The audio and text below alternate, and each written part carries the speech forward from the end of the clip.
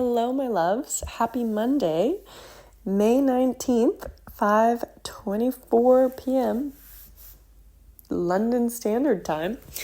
That's the time of the day. It's been a hot minute. I wanted to say hello to you all and send some love and give you a little update on the past couple months and what the past couple months have looked like for me. I haven't posted an episode in a while because it was painting season, as I like to call it, / art season. That could be a whole nother topic. Maybe we'll just add it all in today. Basically, what this episode is about is art, self-expression, and the inspiration behind my artwork. So, to give you a background, I've just spent the last 2 months basically traveling to North America, Vancouver for an international art fair, contemporary art fair, Art Vancouver, which if you don't know already, we produce and host. I'm a part of the operations / organization. I'm actually the chair on the board of directors and the VP of growth and operations. So that's one art fair in Vancouver that just happened at the end of April this year. And then we went to, on behalf of the organization, to another art fair in Jersey City, New Jersey, USA, Arts 14C, right near New York. I didn't realize Jersey City was that close. So if you didn't, now you know. My life is quite seasonal, if you haven't discovered that already. A common question I receive is, how do I do it all? To be honest, I don't really feel like I do anything, but that's probably because I have a hard time doing nothing. I'm always doing something. But that something can be a lot of calming self-expression outlets that I've somehow made work for me. So I've probably talked about this before, but growing up, my dad always said, you're doing something right when if somebody asks you the question, are you working or are you playing, and you don't know the answer because they're one and the same. Now, some people really like the idea of leaving work at work, although growing up with two entrepreneur parents and an entrepreneur grandparent, I don't know the generations before that. I was just one side. I mean, the rest were some family background. Not too good. Orphan, all that jazz. I don't know any other way of life except for my passion to be what I do for a living. It's difficult for me to exchange my time for money if I wouldn't do it for free. Does that make sense?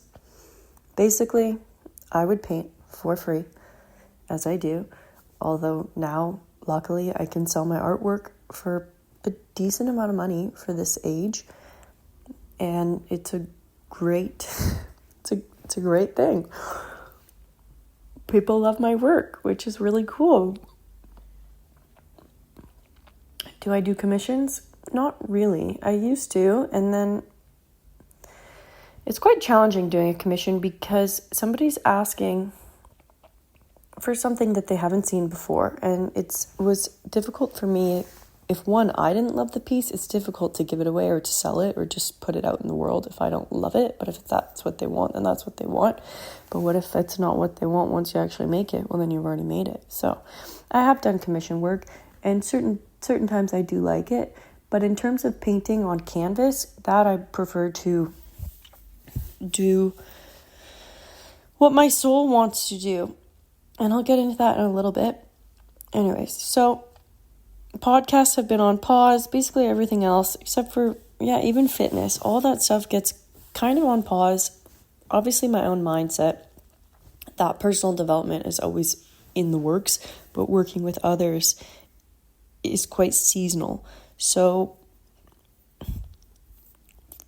spring, if you call it, winter, spring, is art season, and it's painting season, and it's preparation for Art Vancouver. I always work with Art Vancouver all year, but from January to April, it's It's grind time, baby. So I just spent the last 6 weeks speaking to thousands of people about my artwork and about art and self-expression. So I thought I would go over a few of the questions that I got frequently throughout those events. Excuse me, my body is healing right now. So opening night of Art Vancouver, I'm the host. So much fun. I absolutely love it. It's a phenomenal public speaking opportunity for me. I spoke in front of 3,000 people this year, which is wild to think. Now I'm totally comfortable speaking in front of thousands of people. But there was a time when I wasn't, and it was super scary. And I did my first talk at Art Vancouver, and I remember it was just during one of our 15 minutes of, we used to call it 15 minutes of fame. Now it's a speaker series. And I had absolutely no idea what to say. I said, "Hi, I'm Skyla. Questions?" Like I didn't know how to talk. Now I can talk, and it's kind of cool. I remember one question way back when, which has been a sort of a question a few times over the years, but somebody asked me, what do I listen to when I paint? And I thought that was a phenomenal question because, yes, sometimes I listen to music, and it's changed over the years. And this ties into another question that I just received 2 weeks ago. It used to be motivational videos, and I'd put on those motivational speakers, while I was painting, just to brainwash my subconscious into basically thinking positively, rewiring myself so that I'm just always high performing in whatever I'm doing. It's just my thought process is wired differently. And that is originally actually how Master Your Mindset came to be, which I've spoken about before. There's an episode on that, is that I used to think all my components in my life were separate. Like I'm art, fitness, event management, travel, but they all really work hand in hand. And I've thankfully made all my hobbies into work. Even right now, I just got back to London. I have some art teaching, yoga teaching, fitness teaching. And I try to think of what could it be under so it makes sense to people when they say, "What do you do?" Because somebody else said, "Are you a full-time artist?" And I said, "No, I'm not a full-time anything. I wouldn't want to be a full-time anything, nor it doesn't make sense to me, because I just want to be me, and then that's it. Live a beautiful life, help others by doing what brings my soul passion, because if I'm feeling my best, then I show up as my best self into the world to help others." So life is seasonal, and that's how I've sort of managed all the things that I do. Pros and cons to the doing, because growing up I didn't realize just how much of basically a workaholic my entire family is, but not in a bad way. We just all love what we do, so nobody's ever not working. My boyfriend came to Vancouver this past month, and he said, "Oh, I get it. Like, I understand what you mean now when it's like your family doesn't stop. Like, we don't stop. There's family dinners. Yeah, it's unconventional. Laptops might be out. People are we're just always working. However, that allows us to travel the world and do what we love to do." So, the focus are these art fairs, but it's all tied together. So opening night, how I started off the opening ceremonies was how I start off my yoga classes. And I literally said this on stage. And it's how I start anything off is two things. First, to set an intention. So even before this podcast, I just took a deep breath. And I set the intention of saying whatever needs to be said for the listener so that you hear something of value and that can resonate with you and you can take it away, and if not, whatever. But basically releasing my ego to not have a result. Which, yes, visualizing an outcome is always good too, but I also like to surrender to the present moment and just see what happens, which I've been doing a lot of this past year. And it's been incredible how the year is just kind of panning out. And the second thing, well, first, so the intention, perhaps say for opening night, was just to be present, to enjoy yourself, to make a new friend. I love making new friends, and I realized something about myself is that that's always an intention for me. Moving to London, it's never been difficult for me to make friends, but I also kind of have wired myself to just automatically make friends. And it actually wasn't me, it was my mom. She trained us to always say hello to the new neighbor or the new kid on the playground and introduce yourself and make friends. So at the beginning, not the beginning, but like years ago when I'm still a young adult, but really young adult, late teen, I would encourage myself to just say hello and introduce myself to everybody in the room. And by doing that, I just sort of know everybody wherever I go. Once I'm a local, it just happens. Then the second part was having an attitude of gratitude, which we all know, but actually intentionally waking up in the morning and trying to think of something you're grateful for first thing in the morning, before you even open your eyes, before you touch your alarm to go off. Maybe turn your alarm off if you use an alarm. And then what is that gratitude for the day? Excuse me. And that was also the intro for opening night, was set an intention, whatever it might be. Maybe it's to make a new friend, speak to the new exhibitors. There's so many thousands of international people there. And then what's something you're grateful for today? One, the ability to just get there. Oh my God, side note, my grandmother came. She was so cute. Oh, it was so nice to have her at opening night. She was so proud of my mom. For those of you who do not know, it's a bit of a family affair.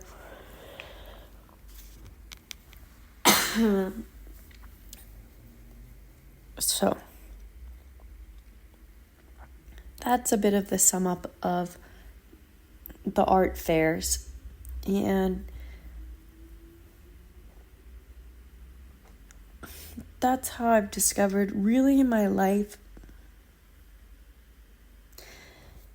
is all under self-expression. In a way, like whatever I do is tied to self-expression, which I try to encourage for everybody, because the mindset part, master your mindset, personal development coaching, I love to plan and to visualize and to work on myself. That's a form of self-expression that I tie it to drawing because I'm so visual. So it all kind of, it's hand in hand once it all fits together. It's just a massive web and a big puzzle piece. Excusez-moi. So, intention also shapes my artistic process because I try to remove myself even before I paint. I try to just meditate for a little minute there and release what I want and just allow myself to be a vessel to channel for the divine. Again, for the audience, for the people, for something that the world needs to see or receive. Sorry guys, my throat. I'm healing. I'm not sure what I'm healing from. Probably just being back in London, being happy to be here. Being absolutely authentic and vulnerable and allowing the world to see whatever it is that I create. This past series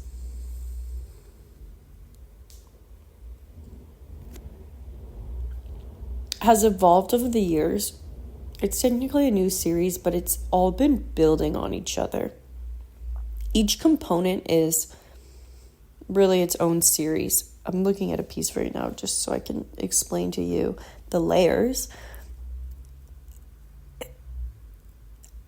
It's almost like the spirituality, energy, matter, the universe, quantum physics, all of that is always human form, abundance, nature, like everything in this universe is really my inspiration, and then how I put that onto a canvas varies slightly.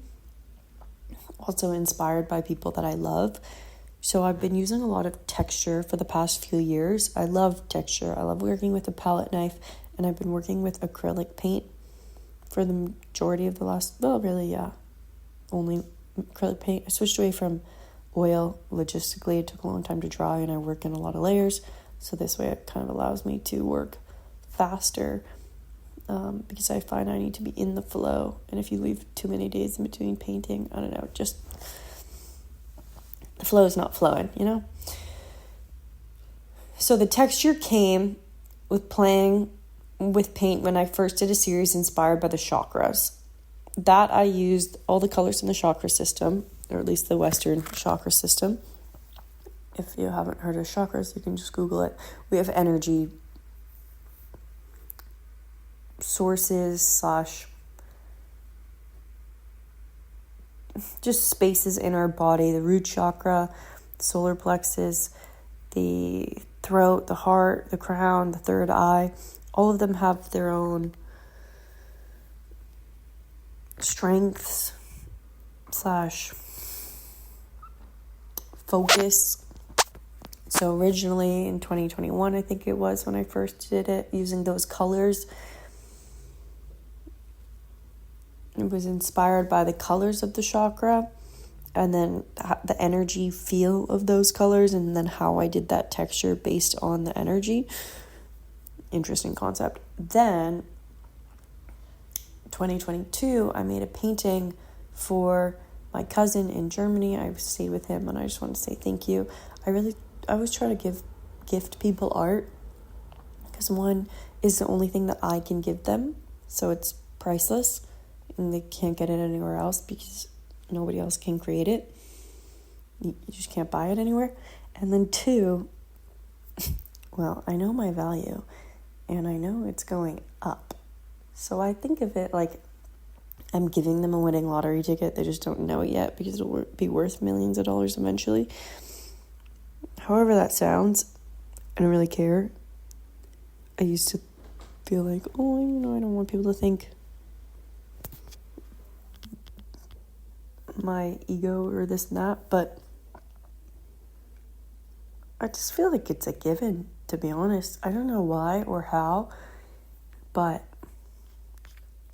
yeah, anyways, so that I feel like I'm gifting them way more value than I could buy them in the moment too, because if you buy something, that's a depreciating asset. Not that that's what gifts are about, but I just always want to give more. So I'm like, how can I give the most to this person?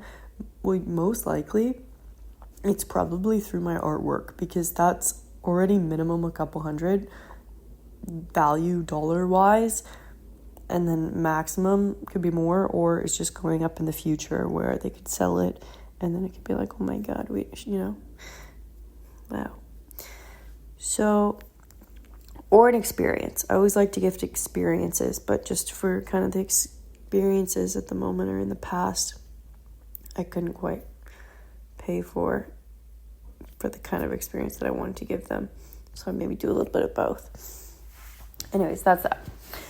So that's how the second layer was inspired, by these shapes that I once did for my cousin, but there were a lot straighter shapes and lines, and I liked that idea.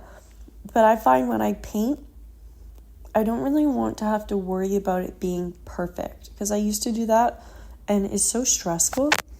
So I don't do that anymore because I don't paint for stress. I do other things to feel organized, and OCD painting is supposed to be where I can just kind of close my eyes and paint and not worry about the outcome.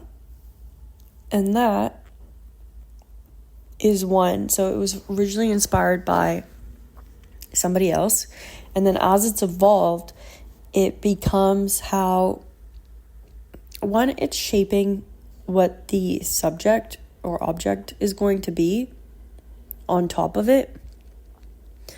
So I use more, if I'm doing a feminine body, more feminine shapes, softer, rounder, almost shapes that emphasize the form of the body that will come. And then also tying in that everything really is just energy and matter on an, subatomic level is just it's really just energy that makes up this world. But we perceive shapes. So then I'd paint some shapes. And the shapes complement each other. And I usually use 3 different colors, or 1 color but 3 shades, or 2 colors, 1 color in like 6 shapes, and then another color that kind of is a bit different but still works with the other colors. Now that I'm saying it out loud, I guess there is a lot of thought that goes into this, but it's thought that happens subconscious. I mean, I am consciously thinking about it, but I think it does become a skill once you can kind of just see what works together. I also paint lots at a time, so I'm always experimenting. And then I might like what I do on one, so I'll sort of keep doing that on another, but vary it a little bit because I never like to do anything twice. Then what goes on top of that for this specific series is a human form, a male and a female, because that's how everything is created, by our beautiful bodies, making babies and creating more people. So that I emphasize the femininity in the female form and the masculinity in the masculine form. So just softer lines with females and sharper lines with males, but still really one line, because the simplicity of life. I've basically simplified life and how I perceive this world. And then I add, my studying boyfriend calls them as mantras. I say empowering words, whatever it might be, a little quote, an empowering quote, only ever positive words, sometimes ones that they're most often inspired by other people, or ones that I want to look at, that I would want on my wall to remind myself every morning, every day, whenever I look at it. One I put, I am my greatest masterpiece. And that is a constant reminder to myself that whatever I do in life, it's who I am as a person and who I become and who I continue to evolve into is my greatest masterpiece. So being the kindest person and most loving person that I can possibly be is what I should always strive to do. Yes, try to do all these incredible things out in the external world, but who I am as a person is the most important project I'll ever work on. So I'm always working on that. Then I do a glaze. I sign it. I love working with resin.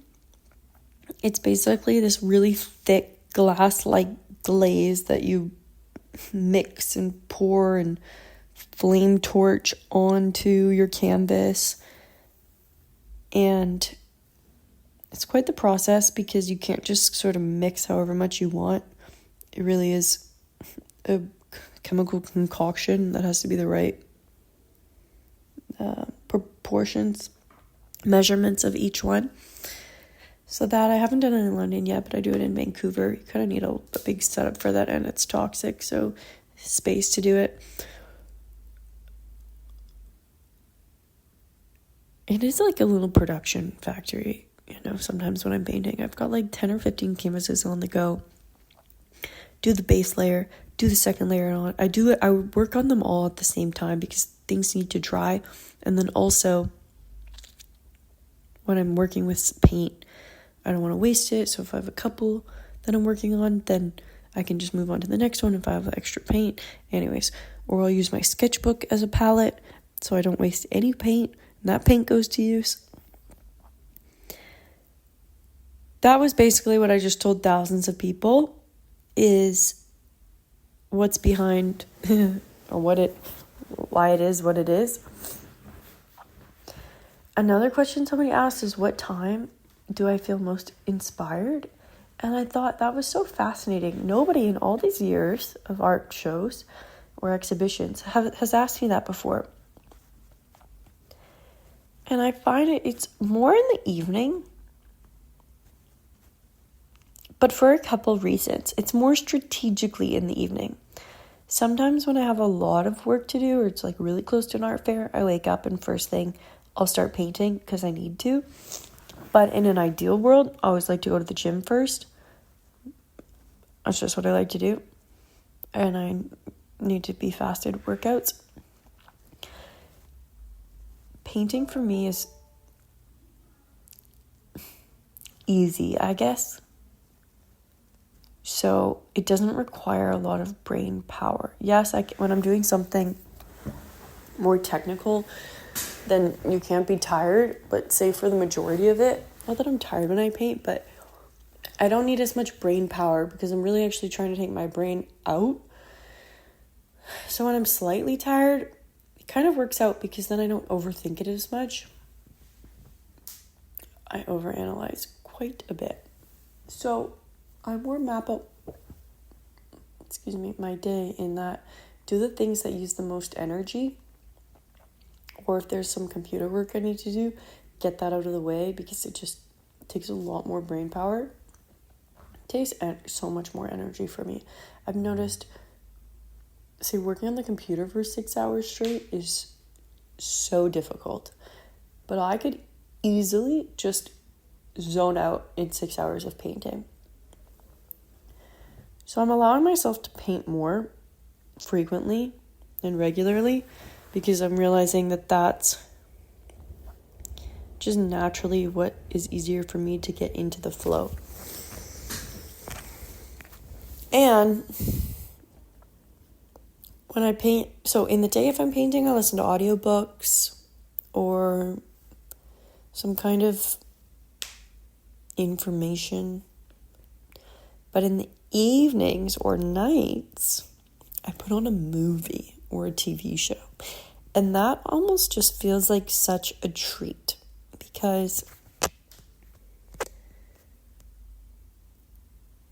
I don't know, I guess watching movies without doing anything else kind of just feels like a waste of time. I don't know, it's part of me that just feels guilty about it because it's like I could be doing something else.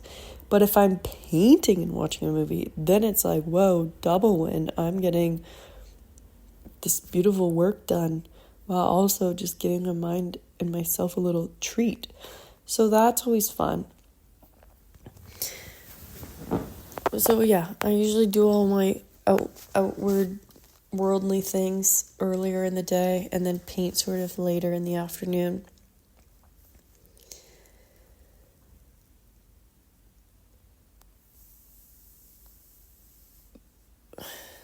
So I just put some points down for myself to remember in this podcast. Talked about the traveling, art fairs, attitude of gratitude, quantum field. I discussed that a bit.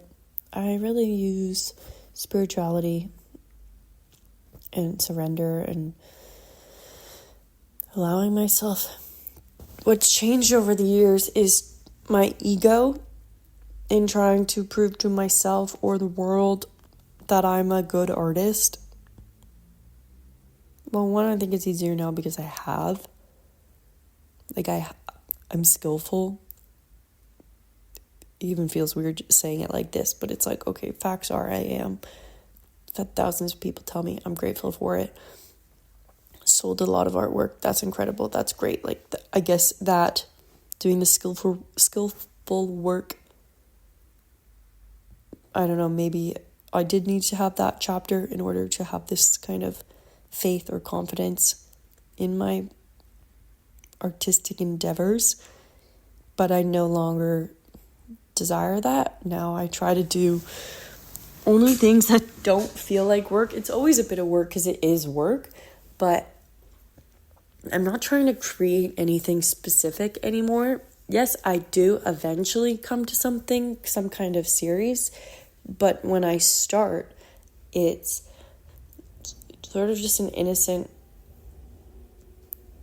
intention of allow myself to do what feels good in the moment. sometimes I work on things or I end up doing a portrait where after a while it's kind of like, oh, I don't really feel like doing this anymore, but I've already started, so I gotta finish it.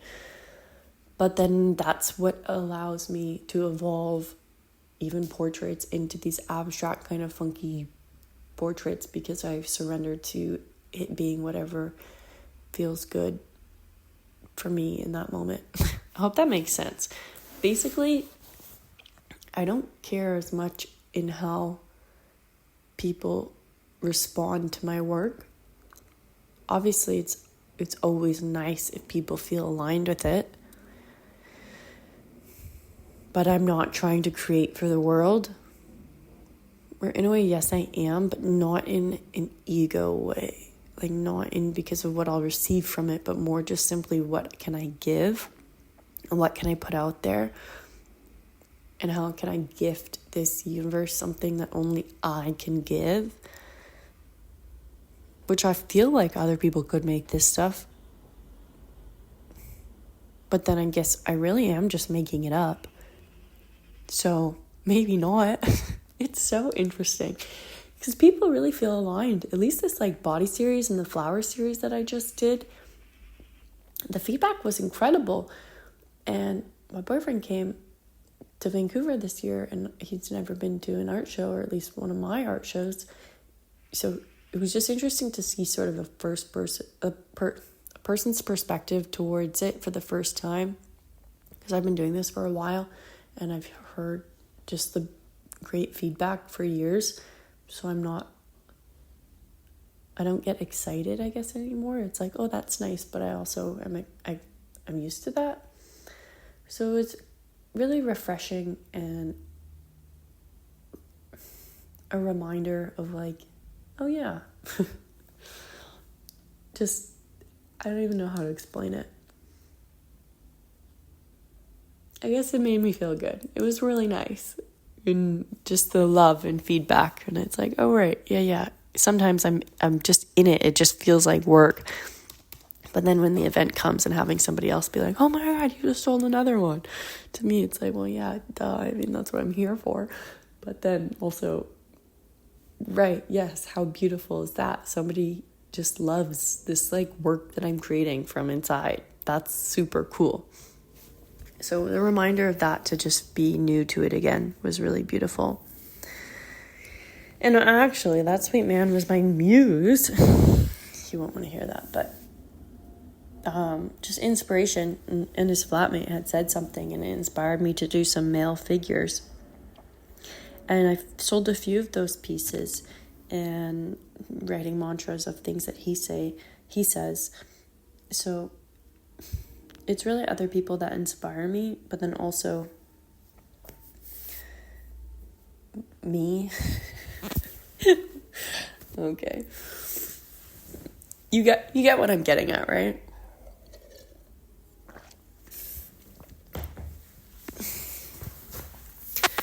So my muse is a lot of things. It's people, it's energy, it's possibility, it's the unknown.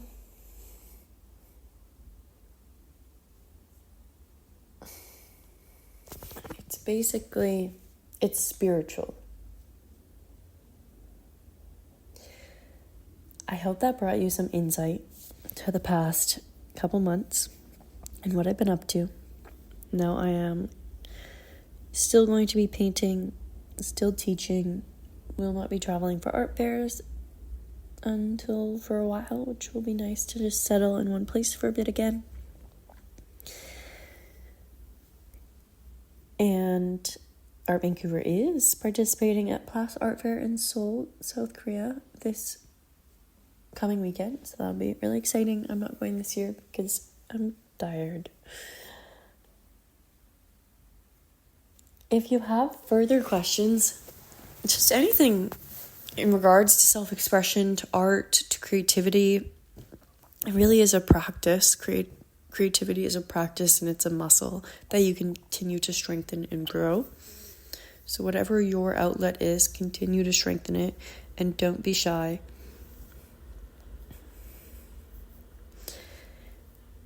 You can follow my art account on Instagram, skylila.art, if you'd like to watch the progress. I will be updating that more regularly. And my website, skylila.com. Let me know if you have any questions, or comments, or concerns, or feedback. Okay, I love you so much. Thanks for listening.